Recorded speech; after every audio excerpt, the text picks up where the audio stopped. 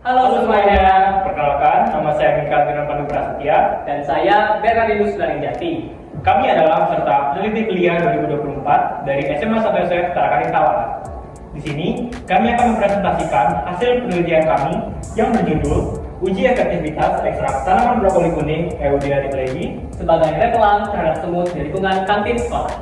Hal yang melatar belakangi penelitian ini adalah masalah makanan manis di kantin sekolah yang seringkali dikerumuni oleh semut, dan kami melihat bahwa hal tersebut dapat menimbulkan risiko penyebaran bakteri dan penyakit serius. Lalu kami melakukan pengamatan terhadap salah satu tanaman yang jarang sekali terlihat dikerumuni oleh semut. Tanaman ini kami temukan di taman depan kelas, yaitu tanaman hias brokoli kuning Euodia Ripley. Hal inilah yang membuat kami penasaran, apakah terdapat senyawa tertentu pada tanaman hias brokoli kuning yang dapat mengusir semut.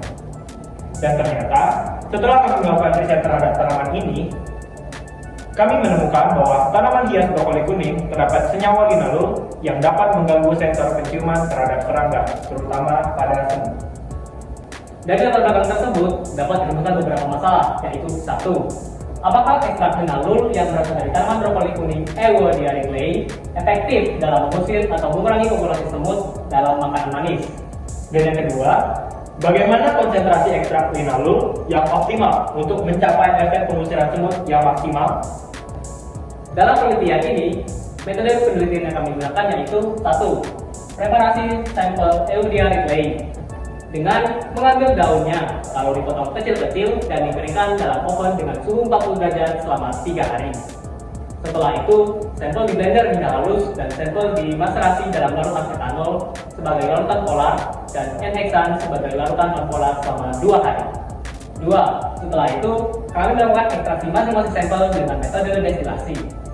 Yang ketiga, lalu kami melakukan uji papat terhadap donat sebagai makanan manis dengan konsentrasi ekstrak daun brokoli kuning 2,5%, 5%, 10%, 15%, dan 20% untuk ekstrak polar, dan 0,5%, 1%, 1,25%, 2,5%, dan 5% untuk ekstrak non-polar.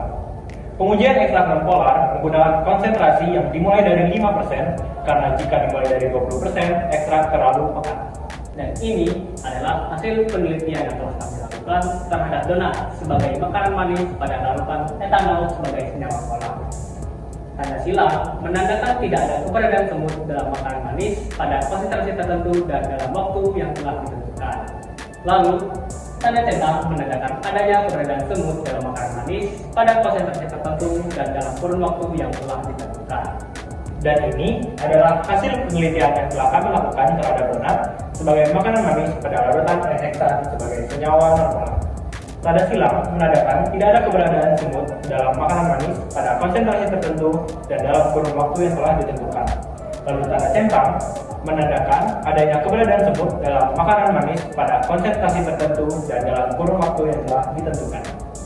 Nah, dalam penelitian ini dapat disimpulkan bahwa larutan polar kurang efektif dalam pengusiran semut karena pada masing-masing konsentrasi ekstrak dalam 60 menit pertama donat-donat sudah dikerumuni oleh semut.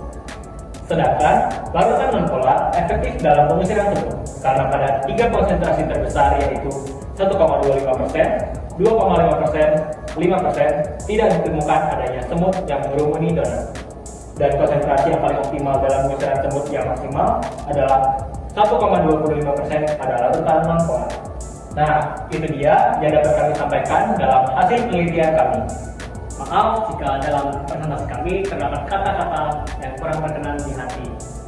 Sekian dari kami, terima kasih.